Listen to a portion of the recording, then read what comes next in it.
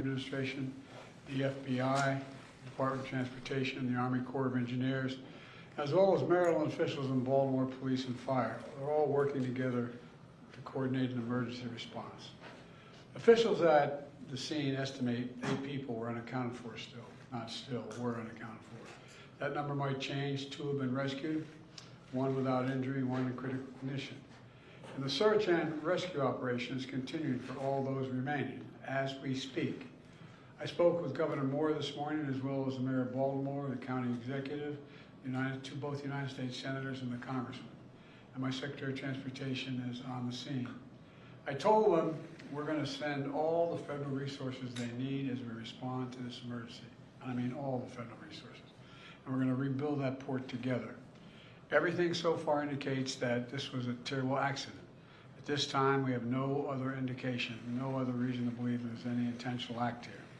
Personnel on board the ship were able to alert the Maryland Department of Transportation that they had lost control of their vessel, as you all know and reported.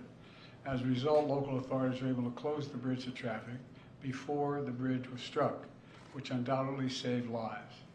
Our prayers are with everyone involved in this terrible accident and all the families, especially those waiting for the news of their loved one right now.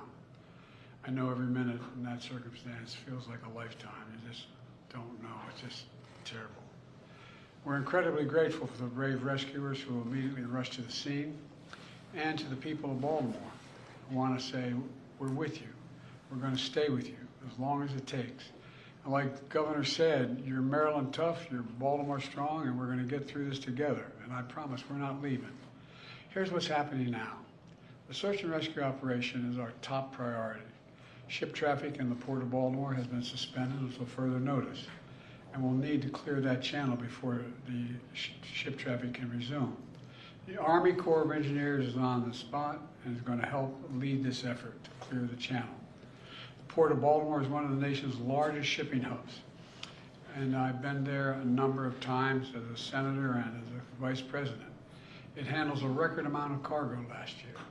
It's also the top port in America for both imports and exports of automobiles and light trucks.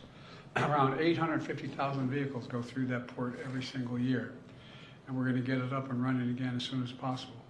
15,000 jobs depend on that port, and we're going to do everything we can to protect those jobs and help those workers. The bridge is also critical for travel, not just for Baltimore, but for the Northeast Corridor. Over 30,000 vehicles cross the Francis Scott Key Bridge on a daily basis.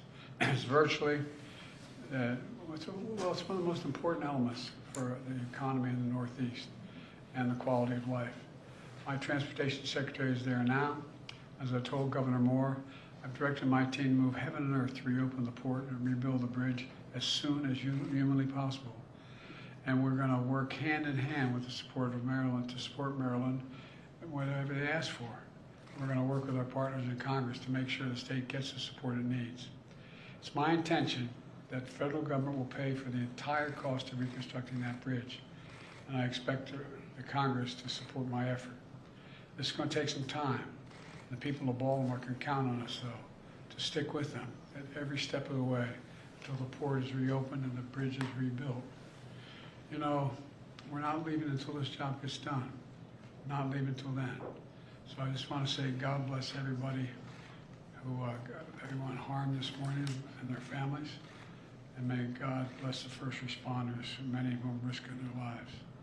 And the reason I'm not going to take a lot of questions, there's remaining issues that are open, and we've got to determine what's going to happen in terms of the rescue mission and the like. But Do you plan to go to Baltimore, sir? And if so, how quickly? I do, and as quickly as I can. You said the federal government's also going to pay for the repairs. I'm just curious, this was a ship that appears to be at fault. Is there any reason to believe that the company behind the ship should be held responsible? And then also, you mentioned... That could be, but we're not going to wait for that to happen. We're going to pay for it to get the bridge rebuilt and opened. What did you make of Israel's decision not to attend this meeting this week? Oh, I don't want to get into that. I have plenty of time to talk about it, Rob. You mentioned the port. Can I ask about cars? About the port. Thanks for